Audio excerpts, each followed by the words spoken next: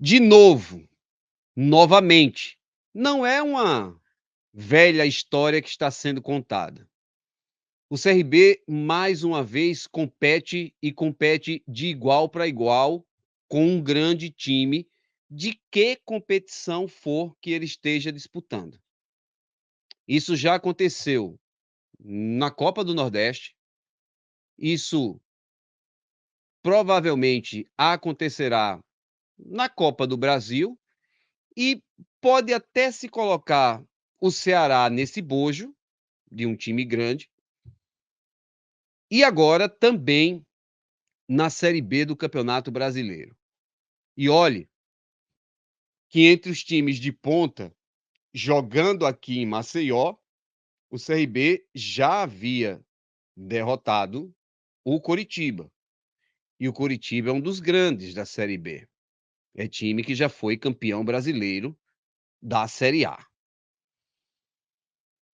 Não me surpreende, porque mesmo lá atrás, eu sempre falei, sempre coloquei que naquela sequência de Copa do Brasil, Copa do Nordeste, com CRB e Ceará lá, CRB e Ceará aqui, CRB e Bahia, mesmo jogando fora, CSA e Fortaleza, lá e aqui, que o CRB tinha capacidade de jogar com esses times, competir. E mesmo entendendo que esses times tinham uma superioridade no quesito econômico, no quesito de elenco, eu sempre afirmei que a minha única surpresa seria o CRB não competir, tomar uma pancada, ser goleado pelo Ceará, ser goleado pelo Bahia, ser goleado pelo Fortaleza. E foi o que aconteceu no jogo com o Santos. A folha do Santos é uma folha absurda para os padrões nossos aqui de Alagoas e até mesmo para os padrões da Série B do Campeonato Brasileiro. O Santos está entre o top 10, inclusive do futebol brasileiro, incluindo aí os times de Série A e B. Então, não é qualquer time que o CRB jogou, competiu e mostrou força. No jogo de hoje, equilíbrio, placar justo, um primeiro tempo bem dividido, assim, os 5, 6, 8 minutos iniciais totalmente do CRB, com o CRB com intensidade, com força, com toda a perspectiva dentro do jogo. Depois disso, o jogo deu uma equilibrada, e aí foi o Santos que chegou com mais capacidade, com mais força, fazendo inclusive o Albino fazer defesas importantes ainda no primeiro tempo.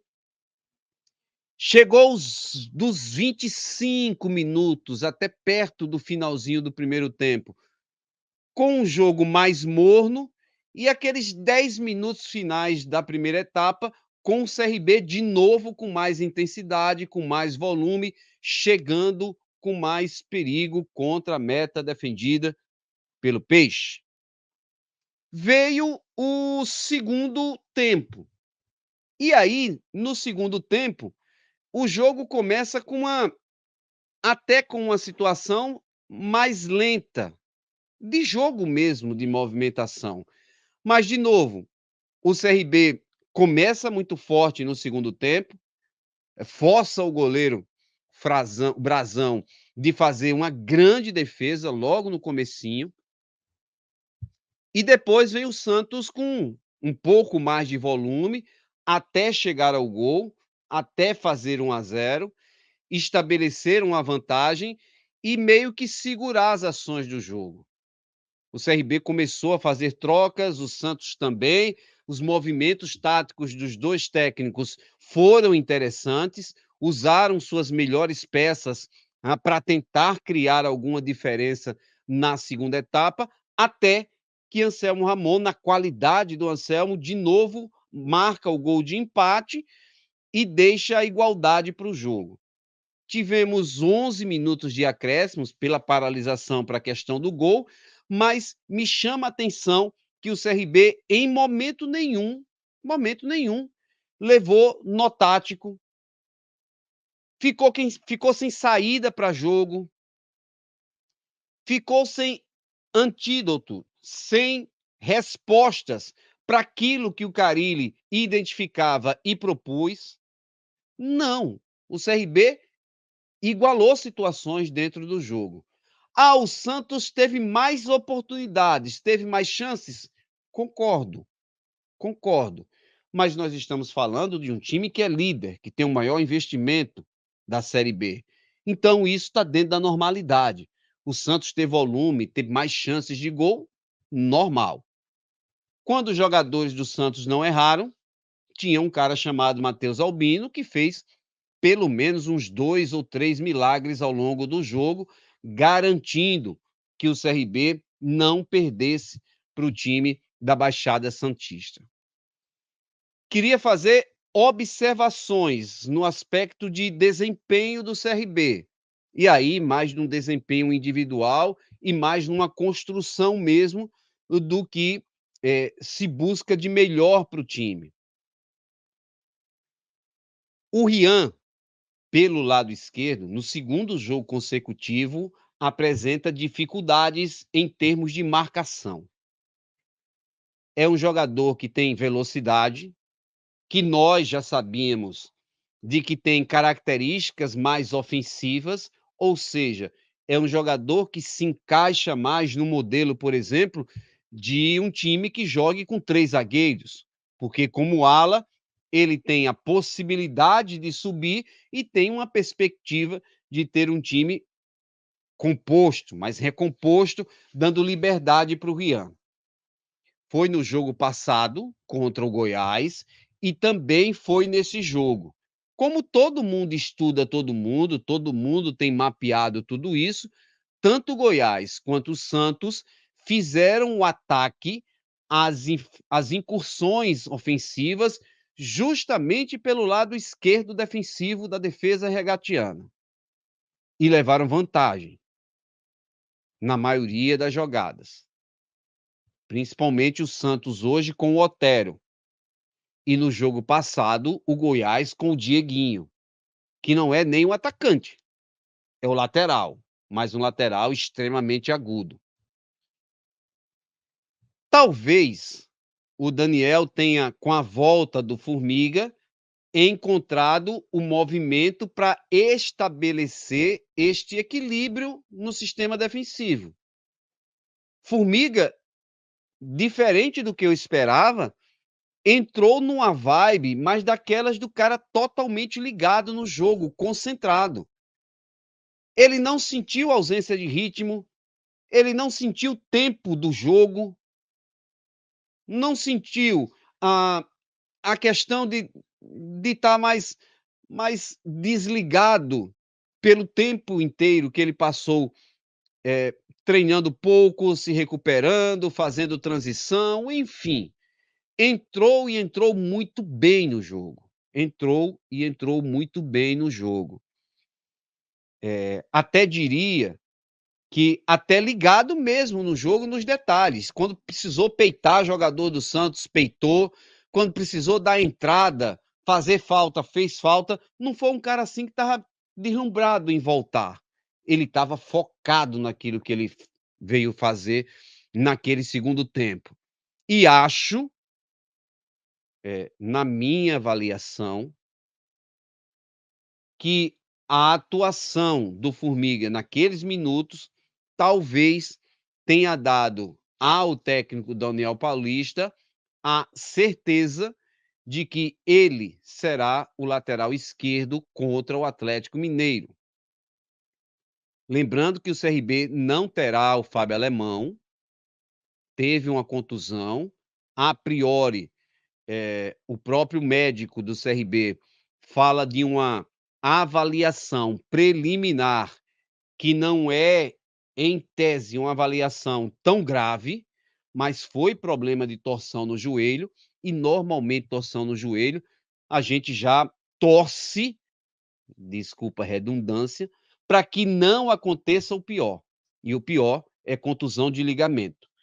Na avaliação preliminar, não se tinha uma preocupação tão grande nesse sentido, mas é óbvio que você vai precisar que o joelho desinche, que você veja as 24 horas pós-contusão, para você fazer uma avaliação pormenorizada, com detalhes. E aí, tomara que seja realmente apenas uma torção e, sei lá, em 10, 12, 15 dias, 20 dias, o Fábio Alemão esteja de volta. Mas dificilmente, dificilmente, mesmo que só seja, e a gente torce muito por isso, que só tenha sido uma torção, o jogador não deverá jogar as 2 partidas contra o Atlético, tá? E é um desfalque considerável para o CRB ali, já que o Fábio Alemão é um esteio ali daquele miolo de zaga do CRB. O outro detalhe, também é um detalhe tático, que é o lugar em que o Cleiton está inserido no time do CRB. Durante todo esse período, nós de imprensa cobramos muito que o CRB tivesse extremos mais agudos e não meias, como o CRB tinha. O Mike é um meia que joga pelo lado. O Labandeira já é um pouco mais atacante, mas também não tem essa característica da velocidade, de uma amplitude maior. Enfim, o CRB foi buscar o Cleiton. E o Cleiton tem isso, de um jogador do 1 para 1, da velocidade, de dar amplitude. Mas pelo lado direito, o CRB tem um foguete que é o Hereda. E o Hereda tira o espaço do Cleiton ali pelo corredor.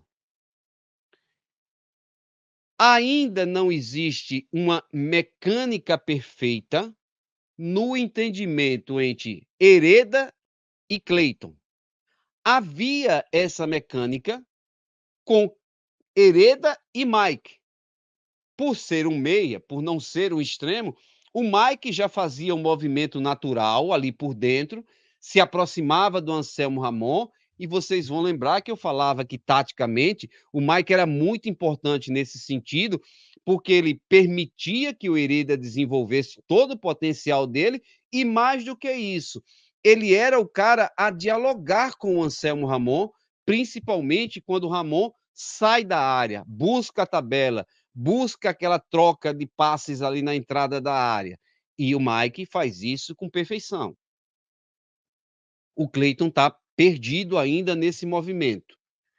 É óbvio que o Daniel vai construir essa mecânica e isso vai se tornar natural. Mas hoje o Cleiton não tem a mesma desenvoltura quando o Hereda está jogando.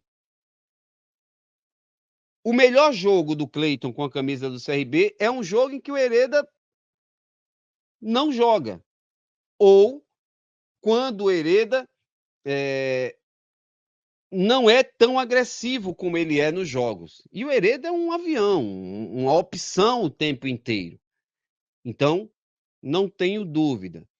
Daniel está trabalhando nesse entrosamento, nessa sintonia fina, nessa mecânica necessária para funcionar azeitadozinho, ajustado e com rendimento. Por enquanto, é um Cleiton mais sumido no jogo, meio que sem saber muito o que fazer. Ele tenta mecânica para vir por dentro, ele tenta tudo isso, mas ainda não é aquela situação ideal que a gente já viu dentro de outros compromissos do CRB. O resumo poderia dizer que, novamente, mais uma vez, o CRB competiu. E entendo que ele pode até perder para o Atlético Mineiro aqui, mas espero, de novo, um CRB competitivo nesse jogo contra o Galo Mineiro.